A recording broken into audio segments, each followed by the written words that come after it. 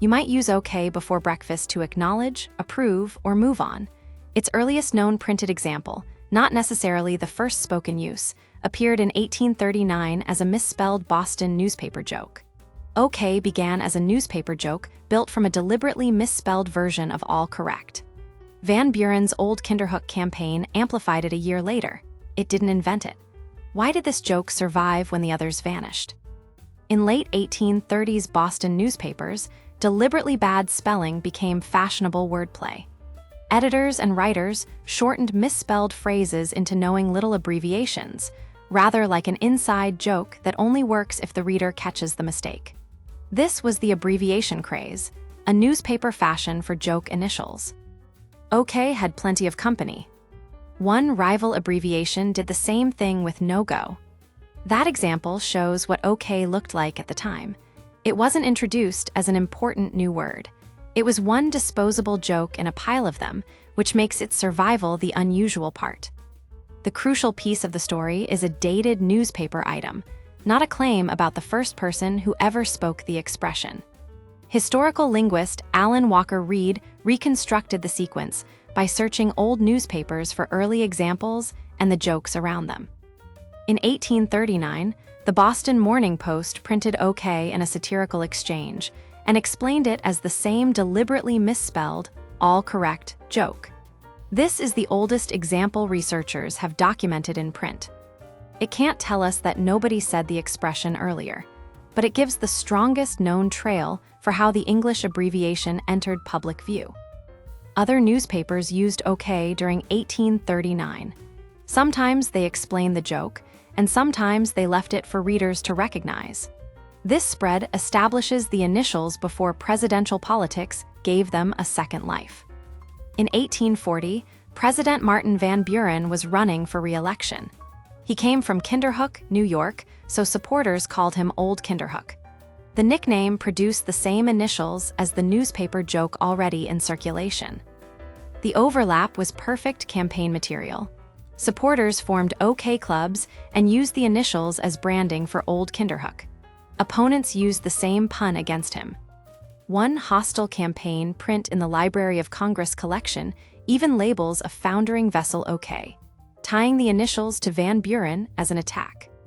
This was the first major survival mechanism. A local joke gained a second meaning and a national political stage. The campaign didn't create OK.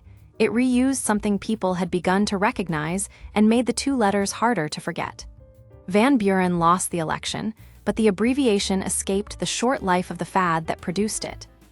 Many other origin stories appeared later. That's where etymology matters. It means tracing where an expression came from through evidence about its form and use, not choosing the most appealing resemblance. One proposed connection points to a Choctaw expression with a similar sound, a real form with its own cultural and linguistic history.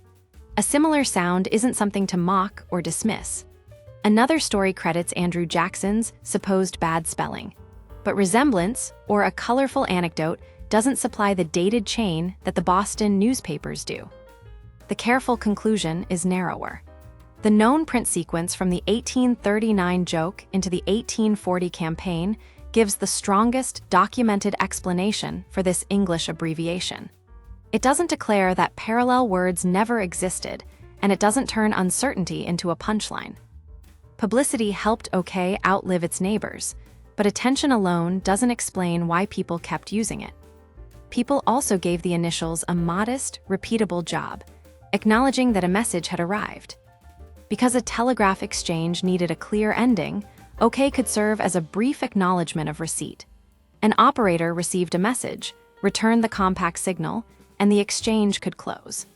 A history of American slang also says Atlantic cable telegraphers partly helped OK reach England by 1866, where people recognized it as an American expression. Telegraphy was an accelerator and a useful setting, not the sole cause of the expression's later meanings.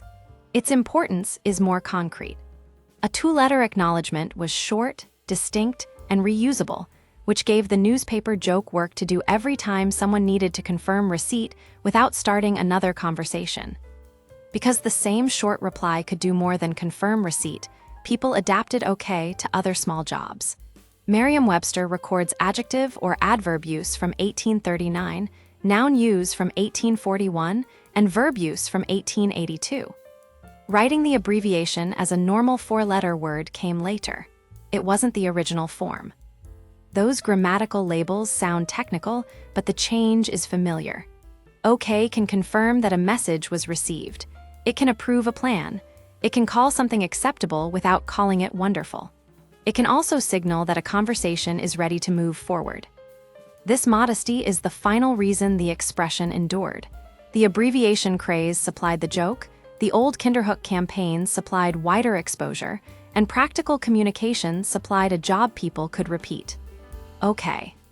Survived not because it was the cleverest abbreviation in Boston, but because two compact letters could keep carrying just enough meaning. What began as a conspicuous misspelling became almost invisible infrastructure for everyday conversation.